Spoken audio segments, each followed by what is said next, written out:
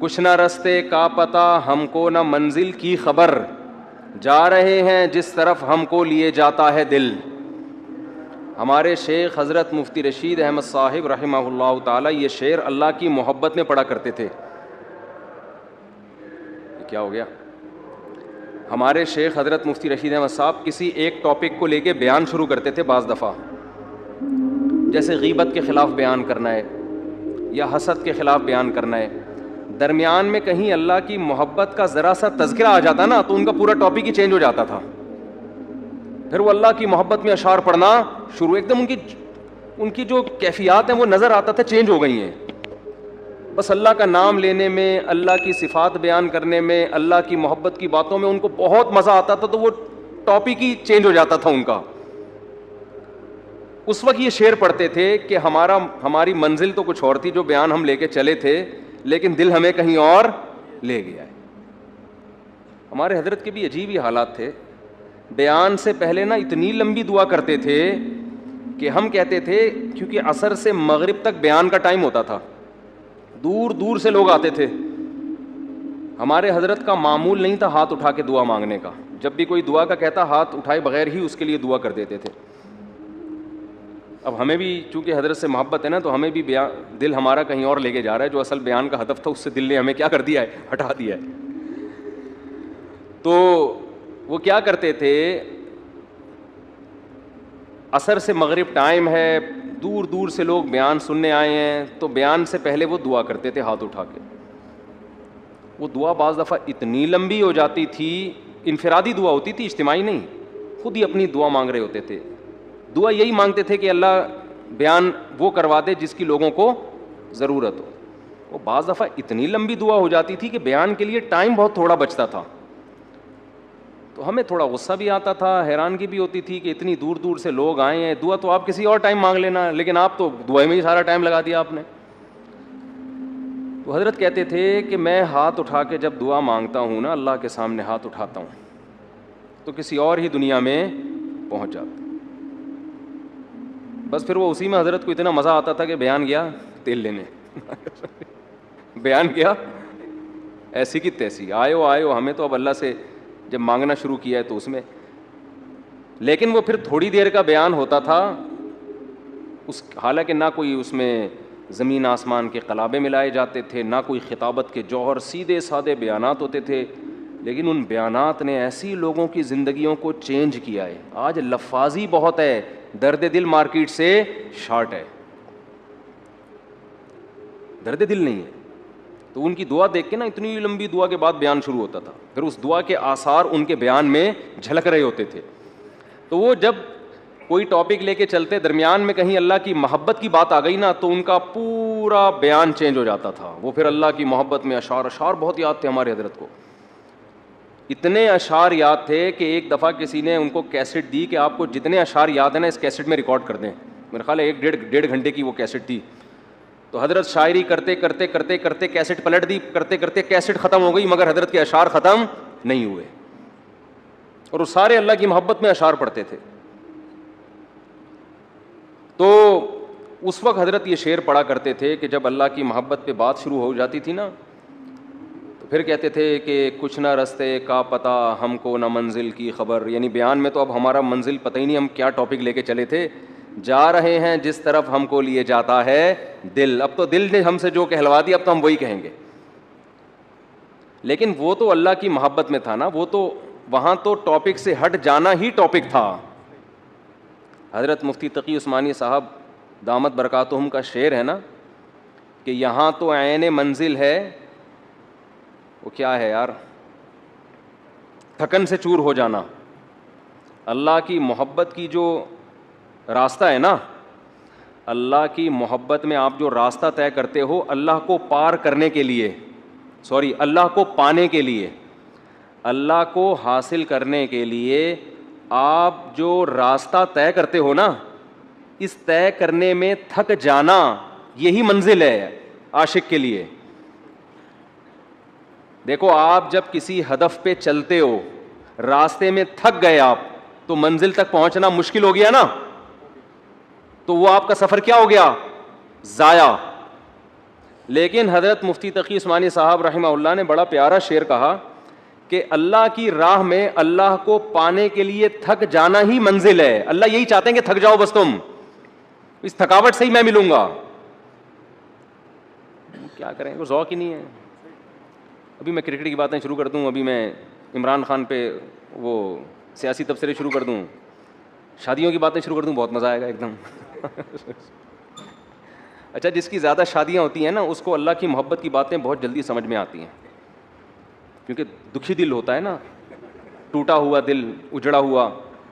وہ کہتے ہیں مجھ سے اللہ کی محبت ہی کی باتیں کیا کرو, عورتوں کی باتیں مجھ سے, یہ کنواروں کے شوق ہیں کہ اللہ کی محبت کے بجائے خواتین کی باتیں کرو, شادیوں کی باتیں. لیکن جب ہو جاتی ہیں نا 2-3, تو پھر آدمی کہتا ہے یار اللہ کی محبت کی باتوں میں اللہ نے بڑا مزہ رکھا ہے. یہ بھی ایک فائدہ ہے. حضرت ایک اور شعر پڑھتے تھے, مجھے تو شاعری کا زیادہ ذوق نہیں ہے تو مجھے پورے شعر یاد نہیں رہے. وہ ایک اور شعر پڑھتے تھے, بس ایک بجلی سی پہلے کوندی, پھر آگے کی کچھ خبر نہیں ہے, مگر جو پہلو کو دیکھتا ہوں تو دل نہیں ہے, جگر نہیں ہے. یعنی اللہ کی محبت میں ہم دل بھی گنوا بیٹھے اور جگر بھی. پہلو کو دیکھ رہے ہیں تو نہ دل نظر آ رہا ہے ہمیں, نہ جگر نظر آ رہا ہے. تو محبت کے اصول تو کچھ اور ہوتے ہیں نا, اس میں تھوڑی انسان پابند ہوتا ہے. آپ نے اپنی محبوبہ کو ٹائم دیا 10 منٹ کا ملاقات کا, تو ایسا تھوڑی ہوگا آپ اینڈ ٹائم پہ پہنچے, ٹھیک اسٹاپ واچ لگا کے 10 منٹ کی میٹنگ ہوئی, اچھا جی میٹنگ برخاست, ہمارا آپس کی میٹنگ 10 منٹ کی طے ہوئی تھی, چلتے ہیں, آپ اپنا خیال رکھیے گا, مجھے بھی, میرا بھی رکشا کھڑا ہوا انتظار کر رہا ہے. ایسے ہوتا ہے؟ وہاں تو ٹائم ویسٹنگ ہی کیا ہے, مطلوب ہے. وقت کا ضائع کرنا ہی عاشق کے لیے کہ بھائی ٹائم ویسٹ کرو, ہمارے اس لیے ہیں. ہاں کوئی بزنس کی میٹنگ ہو رہی ہے یا کوئی اور کوئی کسی کو, اس میں آدمی ٹائم دیکھتا ہے, بھائی 10 منٹ 15 منٹ ہو گئے, بس اب جاؤ یار, اپنا دماغ کیوں کھا رہے ہو ہمارا. وہ بار بار میں واقعہ سناتا ہوں نا, حضرت موسیٰ علیہ السلام والا. موسیٰ علیہ الصلاۃ والسلام کی جب اللہ سے کلام ہوا, اس واقعے سے میں ایک سبق دلاؤں گا آپ کو. بہت سے لوگ کہتے ہیں ہم جب ذکر کرتے ہیں تو ذکر میں مزہ نہیں آتا. حدیث میں آتا ہے نا 100 دفعہ صبح لا الہ الا اللہ وحدہ لا شریک لہ لہ الملک ولہ الحمد یحیی و یمیت وہو حی لا یموت. کیسا مزیدار کلمہ ہے, کیسا مزیدار کلمہ. چائے بڑی خاندانی چیز ہے یار, آپ کو ایک بات بتاؤں, جب آدمی 24 گھنٹے چائے نہ پیے نا, پھر چائے پی کے بیان کرے تو عجیب ہی لطف آتا ہے اس میں. میں نے کافی دیر بعد اب چائے پی ہے نا, اور کڑک دودھ پتی, تو میری کھوپڑی ایک دم ایکٹیو ہو گئی ہے آج. تو سوچو سٹے میں کیا ہوگا. ہم خام میں چرسیوں کو برا بھلا کہتے ہیں, ہیروئنچیوں کو برا بھلا کہتے ہیں. تو میں نے اکثر دیکھا جب میرا دماغ تھکا ہوا ہوتا ہے بیان نہیں ہوتا, دماغ فریش ہوتا ہے تو اس کے اثرات بیان میں بھی آ رہے ہوتے ہیں. دماغ چلتا ہے, تو میں ابھی نا کڑک سی دودھ پتی نہیں پینی چاہیے, عادت خراب کر دی نا ہم نے. تو کیا کہہ رہا تھا یار میں, حضرت موسیٰ علیہ السلام کے واقعے سے میں ایک سبق دلاؤں گا. بہت سے لوگوں کو اشکال ہوتا ہے کہ یہ جو ذکر اللہ ہے نا, معاذ اللہ یہ ٹائم ویسٹنگ ہے. نہ ہم کوئی ترقی کر رہے ہیں اس میں, نہ ہم انسانیت کی خدمت کر رہے ہیں. اب آپ جتنا دیر ذکر میں لگاتے ہو, یہ لا الہ الا اللہ کی تسبیح کتنی مزیدار ہے. لا الہ الا اللہ وحدہ لا شریک لہ لہ الملک ولہ الحمد. بعض روایات میں یحیی و یمیت بھی ہے, بعض میں اس کے بغیر بھی ہے. یحیی و یمیت وہو حی لا یموت وہو علی کل شیء قدیر. یہ حدیث میں آتا ہے جس نے 100 دفعہ صبح پڑھا تو کوئی شخص اس سے زیادہ نیکیاں اپنے اعمال میں جمع نہیں کر سکتا سوائے اس شخص کے جو 100 سے زیادہ دفعہ پڑھ لے. اب یہ جو ہمارا پڑھا لکھا طبقہ ہے نا, وہ کہتا ہے یار یہ ٹائم ویسٹنگ ہے. یہ کیا ہے بھائی, اتنی دیر میں کسی غریب کو کھانا کھلا دو, کیا خیال ہے. آپ نے دیکھا ہوگا نا کچھ لوگ مسجد میں بیٹھے ہوتے ہیں, لا الہ الا اللہ لا الہ الا اللہ ذکر کر رہے ہوتے ہیں. یہ جو ہمارا لبرل طبقہ ان کو بے وقوف سمجھتا ہے کہ یار اتنی دیر میں بزنس کر لیتے, اتنی دیر میں کچھ اور کر لیتے, کچھ ہی غریب کو کھانا کھلا دیتے, یہ کر لیتے وہ کر لیتے. اس کی اپنی فضیلت ہے, اس کی فضیلت کا انکار نہیں ہے, اس کی اپنی فضیلت ہے. وَيُطْعِمُونَ الطَّعَامَ عَلَىٰ حُبِّهِ. ہمارے نیک بندے ہماری محبت میں غریبوں کو کھانا کھلاتے ہیں. کھانا کھلانا اپنی جگہ, لیکن ذکر کی فضیلت اپنی جگہ. ذکر کی اتنی فضیلت ہے کہ رسول اللہ صلی اللہ علیہ وسلم نے ایک حدیث میں فرمایا کہ صحابہ نے پوچھا یا رسول اللہ سب سے افضل عمل کون سا ہے؟ آپ صلی اللہ علیہ وسلم نے فرمایا اللہ کا ذکر کرنا، یہ جو تسبیحات ہیں۔ صحابہ نے عرض کیا یا رسول اللہ کیا جہاد سے بھی افضل ہے؟ یعنی ہم تو فرسٹ ٹائم سن رہے ہیں، ورنہ ہمیشہ ہم نے سنا سب سے افضل عمل کون سا ہے؟ جہاد ہے۔ آج ہم فرسٹ ٹائم سن رہے ہیں کہ سب سے افضل عمل کون سا ہے؟ ذکر اللہ۔ آپ نے فرمایا جہاد سے بھی افضل، یہاں تک کہ تم اللہ کے راستے میں گھوڑا لے کے نکلو اور تمہارے گھوڑے کی ٹانگیں کاٹ دی جائیں، اس سے بھی زیادہ افضل ہے کہ اللہ کا ذکر کرو۔ اب علماء نے تطبیق دی ہے کہ بھئی زیادہ تر حدیثوں میں تو ہے کہ جہاد افضل ہے، لیکن اس حدیث میں کیا آ رہا ہے؟ ذکر افضل۔ تو تطبیق یہ ہے کہ ثواب کے اعتبار سے تو جہاد ہی افضل ہے، ظاہر اس میں قربانی زیادہ ہے، لیکن ذکر کو افضل اس لیے قرار دیا گیا کہ جہاد کا مقصد بھی کیا ہے؟ لوگوں کو اللہ کی یاد اور اللہ کی عبادت پر لانا۔ تو مقصد کے اعتبار سے کیا چیز افضل ہے؟ ذکر، کیونکہ جہاد مقصود نہیں ہے، ذریعہ مقصود ہے۔ جہاد مقصود نہیں، کیونکہ فقہا لکھتے ہیں کہ جہاد میں کوئی بھی کام ایسا نہیں ہوتا جو اللہ کی پسند کا ہو، کیونکہ خون خرابہ ہے، اور خون خرابہ قرآن کیا کہتا ہے؟ اللہ کو پسند نہیں ہے۔ چاہے کافر کا خون بہے، چاہے مسلمانوں کا بہے، اللہ خون خرابے کو پسند نہیں کرتے، لیکن اس لیے خون خرابہ پسند کیا جا رہا ہے کہ اگر یہ نہیں ہوگا تو تمہارا خون خرابہ ہو جائے گا، پھر صحیح ہے نا، کفر غالب آ جائے گا اور فساد، زنا پھیلا دے گا دنیا میں، برائی پھیلا دے گا۔ اس کی مثال ایسے، آپ کی باڈی میں کوئی کانٹ چھانٹ کرے اچھا کام ہے، لیکن جب پھوڑا نکل آتا ہے تو وہ پھیل نہ جائے، کینسر نہ بن جائے، تو بالآخر اس کو آپریٹ کر کے نکالنا پڑتا ہے۔ گردہ نکال دیتے ہیں ڈاکٹر، اب کسی کا گردہ نکال دینا اس کی کمر کا آپریشن کر کے یہ کوئی بذات خود اچھا کام ہے؟ برا کام ہے، لیکن بھائی وہ مجبوراً اس لیے کرنا پڑ رہا ہے کہ یہ گردے میں کینسر کی رسولی بن گئی ہے، یہ نہیں کاٹا تو دوسرا بھی خراب ہو جائے گا۔ تو جہاد کا تمام فقہا بیان کرتے ہیں بذات خود یہ فساد ہے، زمین میں ایک فساد ہے، لیکن اس کو پسند اس لیے کیا گیا ہے کہ یہ نہیں ہوگا تو اس سے بڑا فساد ہوگا، ورنہ اللہ زمین میں فساد کو پسند نہیں کرتے، خون خرابے کو پسند نہیں کرتے، چاہے وہ کافر ہی کا خون خرابہ ہو۔ یہی تو وجہ ہے کہ جب اللہ نے فرشتوں کو بتایا کہ میں ایک مخلوق پیدا کرنا چاہ رہا ہوں آدم، تو فرشتوں نے کیا کہا؟ یسفک الدماء، یہ زمین میں خون بہائے گا۔ فرشتے جانتے تھے کہ خون بہانا اللہ کو پسند نہیں ہے، ورنہ فرشتے یہ اعتراض تھوڑی کرتے، بلکہ فرشتے یہ بتاتے کہ اللہ یہ جہاد کرے گا، خون بہائے گا، دو اور ایسے آدم ہونے چاہیے۔ کیا خیال ہے؟ فرشتوں نے کہا وَيَسْفِكُ الدِّمَاء، یہ بم بنائے گا، ایک دوسرے کو مارے گا، میزائل بنا کے مارے گا، ابھی نندن کو چائے پلا کے واپس بھیجے گا، یہ بڑی تباہیاں پھیلائے گا دنیا میں۔ تو اللہ میاں نے اس کا فرشتوں کا جواب نہیں دیا کہ اچھا ہے نا خون بہائے گا تو صحیح ہے نا، نہ یہ نہیں کہا۔ اللہ نے کہا اعلم ما لا تعلمون، ٹھیک ہے تم نے اس کی ایک بیڈ کوالٹی بیان کی ہے کہ خون بہائے گا، لیکن اس کی کچھ اچھی گڈ کوالٹیز بھی ہیں وہ تم نہیں جانتے۔ تو اس سے صاف پتہ چلتا ہے اللہ زمین میں خون خرابے کو پسند نہیں کرتے، مجبوری ہے۔ تو اس لیے نبی نے ذکر کو افضل قرار دیا کہ جہاد سے مقصد کیا ہے؟ اللہ کا نظام اور اللہ کی محبت لوگوں کے دلوں میں آئے، لوگ اللہ کو یاد کریں۔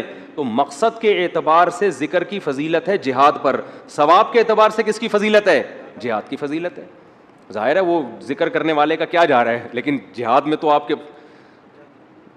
خون بہتا ہے، آپ کا بہت بڑی قربانی دینی پڑتی ہے۔ تو اب میں عرض کر رہا تھا کہ ہمارا جو لبرل طبقہ ہے نا، جو خوش قسم کے لوگ ہوتے ہیں، جو بڑے آج کل براڈ مائنڈڈ بنے پھرتے ہیں، اسلام کے فلسفیانہ انداز سے آپ ان سے بڑی لمبی چوڑی تقریریں کروا لیں، لیکن اللہ کا ذکر نہیں کرتے، اور نہ کرنا تو چلو اتنا بڑا جرم نہیں ہے، جو ذکر کر رہا اس کو کیا سمجھتے ہیں؟ بے وقوف۔ کیا بھائی یہ فلاں بزرگ سے بیعت ہے اور ان کی وہاں بیٹھا ہوتا ہے مسجد میں، صبح صبح انہوں نے بولا یہ اللہ اللہ کیا کرو تو بیٹھ کے اللہ اللہ کر رہا ہوتا ہے، یا کسی حدیث میں پڑھ لیا یہ ذکر کرنا۔ اچھا، اپنے کاموں کو بنانے کے لیے وظیفے پڑھنے والے مارکیٹ میں بہت ہیں، آپ کہیں دیکھے ہو نا اللہ اللہ کر رہا ہے تو سمجھ لو اس کی شادی نہیں ہو رہی، کسی نے اس کو شادی کا وظیفہ بتایا ہوا ہے۔ ایسے نیک مارکیٹ میں شارٹ ہیں جو اللہ اللہ کر رہے ہیں صرف اللہ کو یاد کرنے کے لیے، ایسے نیک مارکیٹ میں کیا ہیں؟ شارٹ چل رہے ہیں۔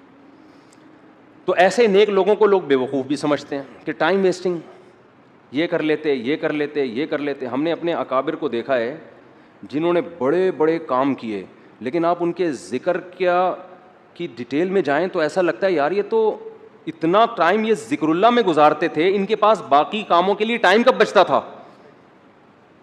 لیکن باقی کام بھی انہوں نے بہت کیے. تو یہ جو لبرل طبقہ ہے نا ہمارا, ان کو یہ صوفی ٹائپ کے لوگ جو اللہ اللہ کر رہے ہیں تسبیح پکڑ کے یا ویسے ہی, ان کو یہ برے لگتے ہیں کہ ٹائم ویسٹ کر رہے ہیں. لیکن بات یہ ہے کہ جب انسان کو کسی سے محبت ہوتی ہے تو محبوب کی یاد میں ٹائم ویسٹ کرنا یہ اس کو ویسٹ ٹائم کی ویسٹنگ لگتا نہیں ہے. یہی تو منزل ہے بھائی, ہم پیدا ہی اللہ کے لیے ہوئے ہیں, ہو جائے اللہ کی یاد میں ٹائم ویسٹ, سبحان اللہ, اور کیا چاہیے. جانا کس کے پاس ہے ہم نے؟ اللہ کے پاس جانا ہے. تو ٹائم بچانا کہتے کس کو ہیں, میری یہ سمجھ میں نہیں آتا.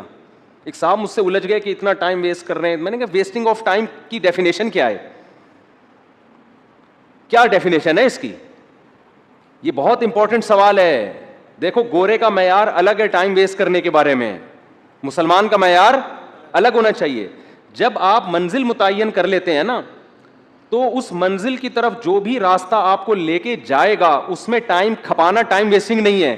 اور جو کام آپ کو اس منزل سے ہٹا رہا ہے چاہے دیکھنے میں وہ کتنا قیمتی کام لگے, لیکن اسلام اس کو ٹائم ویسٹنگ کہتا ہے. مثال وہی میں ڈاکٹر اور باکسر والی لے آتا ہوں. آپ کا ہدف تھا ڈاکٹر بننا, صبح شام آپ کیا کر رہے ہو؟ باکسنگ سیکھ رہے ہو. اب باکسر تو کہے گا زبردست یار, یہ آدمی ٹائم کا بڑا پابند ہے. ٹھیک صبح 8 بجے آ کے مکے لگاتا ہے, پھر جا کے ناشتہ کرتا ہے, پھر تھوڑا آرام کرتا ہے, اس کے بعد پھر دوپہر ٹائم. تو دیکھنے میں تو لگ رہا ہے کہ یہ ٹائم ویسٹ نہیں کر رہا, لیکن جس آدمی کو پتا ہو کہ آپ کا ہدف ڈاکٹر بننا ہے وہ کہے گا یہ ٹوٹلی ٹائم آپ کا کیا ہو رہا ہے؟ ویسٹ. ٹوٹلی, اس کا کچھ بھی فائدہ نہیں ہے فیوچر میں. آپ میرے پاس لوگ آتے ہیں 40 سال کے 45 سال کے کہ ہم عالم بننا چاہتے ہیں, مدرسے میں داخلہ لے کے ہم کیا بننا چاہتے ہیں؟ عالم. میں ان سے کہتا ہوں آپ دین کا علم حاصل کر لیں بقدر ضرورت, قرآن کی تفسیر پڑھ لیں, احادیث پڑھ لیں, بقدر ضرورت مسائل سیکھ لیں. پراپر عالم بننے کا ٹائم اب گزر گیا ہے, اب ٹائم ویسٹ ہوگا آپ کا. کہتے ہیں یار میں علم دین میں اپنے آپ کو کھپاؤں اور ٹائم ویسٹ. میں کہتا ہوں بھائی بات یہ ہے کہ جتنی 8 سال آپ کو محنت کرنی پڑے گی نا اس کا آؤٹ پٹ اتنا اب نہیں نکلے گا. اس کی وجہ اس سے زیادہ آپ کسی اور کام میں اپنی صلاحیتیں کھپا سکتے ہو, اس کا آؤٹ پٹ زیادہ اچھا ہوگا.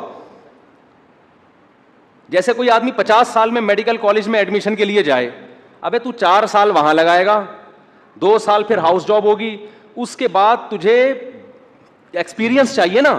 ایکسپیرینس کے لیے 15 20 30 سال کے بعد جا کے انسان ڈاکٹر بنتا ہے, جو لوگ کہتے ہیں ہاں یہ اب کیا ہے اسپیشلسٹ ہے یا واقعی ایک تجربے کار ڈاکٹر ہے. تو اس وقت ہے تو آپ کا انا للہ ہو چکا ہوگا, یا آپ اتنے بوڑھے ہو چکے ہوگے کہ کام کرنے کا ٹائم ہی نہیں ملے گا.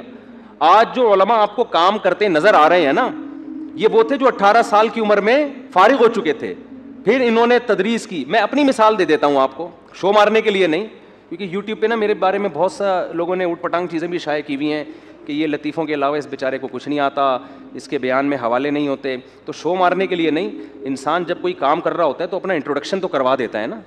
آپ کسی ڈاکٹر کے پاس جاتے ہیں کہ میں اپنا کڈنی کا علاج کرنا چاہتا ہوں آپ سے, آپ کڈنی کے اسپیشلسٹ ہیں, تو ڈاکٹر کی ذمہ داری ہے نا کہ وہ ثابت کرے کہ ہاں جی میں کڈنی کا اسپیشلسٹ. آپ اس سے پوچھ رہے ہیں کہ آپ کڈنی کے اسپیشلسٹ ہیں, میں آپ سے علاج کروں گا, تو آپ کے پاس کیا دلیل ہے؟ ڈاکٹر تواضع میں, ارے ہم تو خادم, ہم کہاں میں کیا کڈنی کا پتہ, ہم تو جاہل ہیں. تواضع میں آ گیا نا ڈاکٹر, ارے کڈنی کیا ہوتا ہے مجھے تو یہی نہیں پتا, کڈنی کی اسپیلنگ کیا ہے. میں کوئی سڈنی سے تھوڑی آیا ہوں جو مجھے کڈنی کا پتہ ہو. تو ایسے موقع پہ اپنی جو کوالیفیکیشن ہے یا جو بھی آپ کے اندر ایبلٹی ہے اس کو شو کرنا یہ کوئی تواضع کے خلاف نہیں ہے. ہاں اس میں میں نہیں کہتا کہ میں عالم ہوں, لیکن میں عام لوگوں سے کہتا ہوں کہ بھائی ٹوٹا پھوٹا آپ سے زیادہ اللہ نے علم دے دیا, باقی بڑے بڑے علماء کے مقابلے میں تو ہم. ایک صاحب نے مجھے کہا نا کہ آپ اگر عالم ہیں, آپ کو قرآن و حدیث اگر آتا ہے تو امام ابو حنیفہ کی تقلید کیوں کرتے ہو آپ؟ پھر آپ کو تو خود آتا ہے قرآن و سنت, اور اگر آپ کو نہیں آتا تو آپ جاہل ہو, پھر بیان کیوں کر رہے ہو لوگوں میں؟ سمجھ میں نہیں آئی بات. نے کہا کہ ہم آپ کے مقابلے میں جاہل نہیں ہیں, آپ کے مقابلے میں عالم ہیں, ابو حنیفہ کے مقابلے میں جاہل ہیں. صحیح ہے نا, قرآن حدیث ہمیں آتا ہے اتنا نہیں جتنا امام حنیفہ کو آتا تھا, لیکن اس سے زیادہ آتا ہے جتنا آپ کو آتا ہے. ان صاحب سے میں نے کہا تو بلکہ موسیٰ کو جب بھیجا نا اللہ نے فرعون کے پاس, تو موسیٰ علیہ السلام کہیں گے اللہ نہ بھیج, یہیں کوہ طور پہ ہی مجھے بٹھا لے. وہ تو اللہ نے آرڈر دے دیا تھا فرعون کے پاس جاؤ, تو چلے گئے, ورنہ دل موسیٰ علیہ السلام کا جانے کا نہیں چاہ رہا تھا. بس یہی دل چاہ رہا تھا اللہ سے ہی ہم کلام ہوتا رہوں، میں اللہ سے ہی باتیں کرتا رہوں. تو قال ہی عصایا، اب وہاں کوئی لبرل بیٹھا ہوا ہے، سائنٹسٹ بیٹھا ہوا ہے، تو موسیٰ علیہ السلام پر اعتراض کر، موسیٰ علیہ السلام کیا کہہ رہے ہیں، ہی عصایا، یہ میری لاٹھی ہے، اتوکأ علیہا، اس پہ میں ٹیک بھی لگاتا ہوں، واہش بہا علی غنمی، درختوں کے پتے جھاڑ کر اپنی بکریوں کو پتے بھی کھلاتا ہوں، ولی فیہا مآرب اخری، اور اے اللہ بہت سارے اور بھی کام ہیں، پرمیشن دے تو پوری رپورٹ پیش کر دوں تیرے سامنے. سمجھتے ہو کہ نہیں سمجھتے؟ تو یہ ہے ذکر اللہ کا فلسفہ.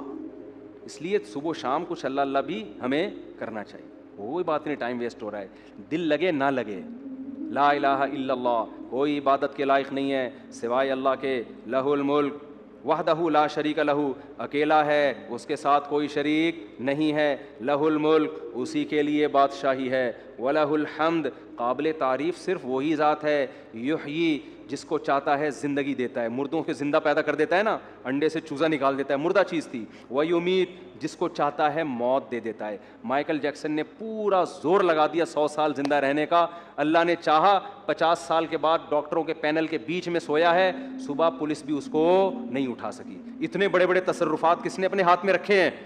اللہ نے. کتنے میڈیکل سائنس نے ترقی کر لی، پھر بھی ڈاکٹر بھی مر جاتے ہیں. اور کوئی ضروری نہیں کہ پوری عمر 50 سال میں مر جاتے ہیں، 40 سال میں مر جاتے ہیں. ایسے تصرف والا جس کو چاہتا ہے زندگی دیتا ہے، جس کو چاہتا ہے موت دے، جب چاہتا ہے. وَهُوَ حَيٌّ لَا يَمُوتُ، خود زندہ رہتا ہے، لا يموت، اس پر کبھی موت نہیں آئے گی. وَهُوَ عَلَى كُلِّ شَيْءٍ قَدِيرٌ، اے اللہ ایک ایک جملے میں کیا تیری تعریف کروں، بس کمپلیٹ یہ ہے کہ عَلَى كُلِّ شَيْءٍ قدیر، جو چاہتا ہے کر گزرتا ہے. کتنا مزیدار کلمہ ہے یا نہیں ہے؟ تو 100 دفعہ پڑھ لو صبح. شیطان کیا کرے گا، یہاں دل نہیں لگ رہا، یہ بڑا پرابلم ہوتا ہے. شیطان کہتے ہیں تیرا دھیان نہیں بٹ رہا، مزہ نہیں آ رہا، چھوڑ دو مزے کو یار. ہم نے بڑے بزرگوں سے سنا ہے کہ اگر اللہ کے ذکر میں دل نہ لگ رہا ہو نا تو ٹینشن نہ لیا کرو، یہ سوچا کرو زبان تو اللہ کو یاد کر رہی ہے نا، یہ بھی بہت بڑی فضیلت ہے. زبان یاد کر رہی ہے کافی ہے، دل بھی انشاءاللہ ایک نہ ایک دن لگ جائے گا. نہ بھی لگے تو عین منزل ہے تھکن سے چور ہو جانا. کیا خیال ہے؟ نہ لگے دل یار. میں نے قصہ سنایا نا، ہمارے کلاس فیلو تھے مدرسے میں، وہ جیسے ہی نماز کے لیے کھڑے ہوتے نیند آ جاتی ان کو. وہ بیچارے بڑے بیزار کے یار ویسے ٹھیک رہتا ہوں نماز کے لیے کھڑے ہو تو سجدے میں جاتے ہیں، ہم ان کو کونیاں مار کے اٹھاتے تھے نماز میں نا، اٹھ جا بھائی اگلا سجدہ آنے والا ہے. وہ بہت تنگ آ گئے نا.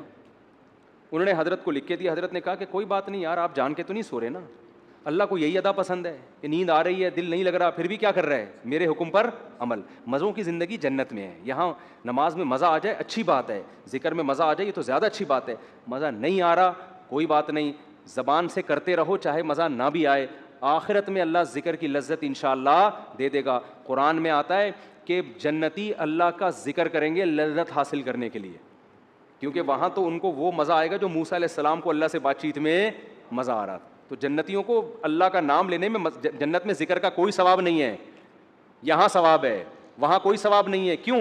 وہاں جنتیوں کو مزہ اس کام میں آ رہا ہوگا، اللہ کو یاد کرنے میں، اللہ کی حمد و ثنا کرنے میں. تو اس لیے ذکر میں مزہ آئے نہ آئے کر لیا کرو، ہمت کر کے عادت ڈالو اس کی. تو خیر میں بات کو بس سمیٹ رہا ہوں 5 منٹ میں. تو میں یہ عرض کر رہا تھا کہ شیطان کیا کرتا ہے، آپ کو آپ کی منزل سے ہٹاتا ہے. ہماری منزل کیا ہے؟ جنت. تو ہم نے فوکس ان اعمال کو کرنا ہے جو ہمیں کہاں لے کے جاتے ہیں؟ جنت میں. اور وہ اعمال اللہ نے قرآن میں بیان کیے ہیں کہ زنا مت کرو، چوری مت کرو، سمجھ رہے ہو، جھوٹ مت بولو، پیسوں میں کرپشن. یہ ساری آیتیں میں پڑھوں گا نا تو بیان لمبا ہو جائے گا. ایک ایک چیز پر آیت ہے. وَيْلٌ لِّلْمُطَفِّفِينَ اِذَا اكْتَالُوا عَلَى النَّاسِ يَسْتَوْفُونَ. اپنا حق جب لینے کی باری آتی ہے پورا حق لیتے ہو، جب دینے کی باری آتی ہے ڈنڈی مارتے ہو. یہ کام مت کرو. اوفوا بالعہد، کسی سے ایگریمنٹ کرو تو معاہدوں کو پورا کرو. لا يحل لكم ان ترثوا النساء کرہا، عورت کا مال بولو نا مت کھاؤ. سمجھتے ہو؟ بہت ساری اس طرح کی، اس میں کسی کا اختلاف نہیں ہے، کوئی حنفی کا، شافعی کا، کوئی اہل حدیث کا، کوئی دیوبندی بریلوی، اس پہ سب متفق ہیں. لیکن ان چیزوں پہ بحث نہیں ہوتی. ہماری بحث شروع کہاں سے ہوتی ہے؟ ان موضوعات سے شروع ہوتی ہے جو قرآن نے بیان نہیں کیے. کیوں شروع ہوتی ہے؟ اپنی علمیت کو جھاڑنے کے لیے کہ مجھے یہ بھی آتا ہے. مجھے رفع الیدین کی حدیثوں کا سارا پتہ ہے, مجھے امام کے پیچھے فاتحہ والی حدیث حوالوں کے ساتھ یاد ہیں. کوئی مولوی لے آؤ میرے سامنے جس کو پتہ ہو. یہاں سے شروع ہوتی ہے ہماری تقریر, سمجھ رہے ہو نا. ابے عوام کو اس کا کیا فائدہ, یہ تو صحابہ میں اختلافی مسئلہ تھا. ہمارے حضرت سے کسی نے فون کر کے پوچھا کہ وہ فلاں کہتے ہیں امام کے پیچھے فاتحہ اگر نہیں پڑھتے نماز نہیں ہوتی. تو حضرت کا اس پہ رسالہ ہے اصل الفتاوی میں عربی میں کہ امام کے پیچھے فاتحہ فقہ حنفی میں جائز نہیں ہے, اس کے دلائل عربی میں رسالہ ہے. تحقیق کتنی تھی, لیکن حضرت نے فون پہ وہ تحقیق نہیں جھاڑی. حضرت نے ان سے کہا کہ جو آپ کو اس بحث میں الجھا رہا ہے نا, کہہ رہا ہے امام کے پیچھے فاتحہ نہیں پڑھو گے تو نماز نہیں ہوتی, اس سے کہو کہ کیا صحابہ میں بعض ایسے تھے جو فاتحہ پڑھنے کے قائل نہیں تھے؟ تو وہ یقیناً ایسے صحابہ تھے. تو کہا ان کی ہو جاتی تھی, جب ان کی ہو جاتی تھی ہماری بھی ہو جاتی ہوگی. ٹھیک ہے نا, مختصر جواب دیا کہ بھائی کوئی اور کام میں لگا اپنے آپ کو, کیونکہ حضرت اس کو وہ رسالے میں الجھا دیتے, پھر وہاں سے جواب, پھر یہاں سے جواب, اور پھر وہ جب مرنے سے پہلے بہت بڑا امام کے پیچھے فاتحہ والے مسئلے میں PhD کر کے جاتا, اور ساری زندگی علماء کو برا بلا کہنے میں. ابے ان کو کیا پتا, یا تو اہل حدیث کی مخالفت میں زندگی کھپا دیتا یا حنفیوں کی مخالفت میں. صحابہ کرام میں فاتحہ پڑھنے والے بھی تھے اور نہیں پڑھنے والے بھی, لیکن ان بحثوں کو انہوں نے موضوع نہیں بنایا. جس کے پاس جو حدیث پہنچی عمل کر رہا ہے اس پہ. انہوں نے موضوع کس کو بنایا؟ روم اور فارس کو. لڑنا ہے بھائی, جہاد کرنا ہے. سلطنت بڑی بڑی جو سلطنتیں ہزار سال ان کے اکھاڑ کے پھینک دیا انہوں نے, اکھاڑ کے وہاں جا کے اسلام قائم کیا. پھر کوئی زور سے آمین کہہ رہا ہے, کوئی کیا کہہ رہا ہے آہستہ آمین, اگلے کی واٹ لگا دی. اگلے کی کیا لگا دی, ایسی کی بت پرستی ختم کر دی. محمود غزنوی نے سومنات کے مندر توڑ دیا نا, حنفی تھا محمود غزنوی, تو اس کو شافیوں سے بھی کوئی مسئلہ نہیں تھا, کیونکہ ہندوستان میں کیرلا میں شافی بھی بہت تھے, انہوں نے بھی محمود غزنوی کا ساتھ دیا ہوگا. انہوں نے کہا بھائی بت پرستی کے سب خلاف ہیں, کوئی بات نہیں یار, فاتحہ پڑھ رہا ہے نہیں پڑھ رہا, یوں کر رہا ہے نہیں کر رہا تو اللہ کی عبادت ہے نا, تو اس سے کیا ہو جاتا ہے, یوں کر لیا یوں نہیں کیا. آپ نے ایسے ایشوز بنا دیے قوم میں, اور لوگ پھر انہی لوگوں کو بہت بڑا اسکالر سمجھ رہے ہیں, حالانکہ یہ اندر سے کیا ہوتے ہیں, کھوکھلے. جس کے پاس علم میں مضبوطی ہوگی وہ کبھی بھی ان مسائل میں قوم کو الجھانے کی کوشش نہیں کرے گا. اس کو پتہ ہے قرآن کے اصل موضوعات یہ ہیں نہیں. تو میں عرض کر رہا تھا کہ ہمارا ہدف کیا ہونا چاہیے, جنت. شیطان کا ہدف کیا ہے؟ میں کہہ رہا تھا شیطان اپنے ویژن میں اور اپنے ٹارگٹ میں کلیئر ہے, ہم کلیئر نہیں ہیں. تبھی شیطان کی پلاننگ بڑی جاندار ہوتی ہے. ہماری پلاننگ جاندار اس لیے نہیں, پتہ ہی نہیں ہوتا سالے جانا کہاں ہے, ہم نے ڈاکٹر بننا ہے کہ باکسر بننا ہے, یزید پہ PhD کرنی ہے, بنو امیہ پہ PhD کرنی ہے ہمیں. ہمارا ہدف ہی کلیئر نہیں ہے. شیطان کا ہدف کلیئر ہے. شیطان کہتا تو بنو امیہ پہ PhD کر نہ کر, میں تجھے ان اعمال سے روکوں گا جو تجھے جنت میں لے جانے سے روکیں گے. کیوں کرتا ہے یہ؟ بس یہ بات اس لیے کرتا ہے کہ شیطان کو ہم سے بغض اس لیے ہے کہ اللہ نے شیطان کو جنت سے نکال دیا تھا, اور آدم کو کہاں لے گیا تھا اللہ؟ جنت میں. تو اس کا پھڈا ہم سے بنو امیہ کا نہیں ہے, صحیح ہے نا, امام کے پیچھے فاتحہ والا نہیں ہے, رفع الیدین والا نہیں ہے. شیطان کا پھڈا ہم سے یہ ہے کہ اس کمبخت انسان کی وجہ سے میں اللہ کے دربار سے نکلا ہوں, یہ PhD کر لے یزید کے معاملے میں, یہ کمبخت جنت میں نہ جائے, ہر اس عمل سے اس کو روک دوں جو اس کو جنت میں لے جائے گا. تو وہ عمل وہی ہے جو میں نے آپ کے سامنے بیان کیے, جن کو الحمد سے لے کے والناس تک قرآن ڈیفائن کرتا ہے. تو وہی جنت کا اللہ قرآن میں تذکرہ کر رہا ہے کہ انسان کہے گا, جس کو اعمال نامہ دائیں ہاتھ میں دیا جائے گا, وہ کہے گا مجھے یقین تھا کہ ایک دن میرے اعمال سے ملاقات ہونے والی ہے, لہذا میں نے پہلے سے وہ اعمال اختیار کر لیے جو اللہ نے قرآن میں بتائے تھے. میں نے وہ اعمال کو فوکس کر کے پہلے سے رکھا ہوا تھا. اور بہت سے ایسے ہوں گے, ابے یار ہم جنت پہ ایمان بھی لے کر آئے, اور ہمیں یقین بھی تھا جنت بھی برحق ہے, جہنم بھی برحق ہے, لیکن ہم نے جو اعمال فوکس کیے اس کی وجہ سے دنیا میں تو ہم بہت بڑے چیمپئن بن گئے, لیکن قبر میں ہمیں اس کا کخ بھی فائدہ نہیں ہو رہا. کیونکہ اللہ تو کہے گا میں نے یہ علامتیں بیان کی تھیں اہل جنت کی, یہ والی تم میں کیا ہیں, شارٹ. اہل جنت راتوں کو اٹھ کے تہجد پڑھتے ہیں, اہل جنت رشتہ داری جوڑتے ہیں, ان غریبوں کو مال کھلاتے رہتے ہیں, بہت ساری جو بھی اس پہ ٹاپک تو بڑا لمبا ہو جائے گا. تو وہ والی تمہارے اندر کوئی بھی نہیں. تمہارے اندر یہ ہے کہ فلاں نے یہ کر دیا, فلاں نے یہ کر دیا, ڈمکانا نے یہ کر دیا, تو فلاں نے یہ کر دیا, نمبر پلیٹ. ٹھیک ہے نا.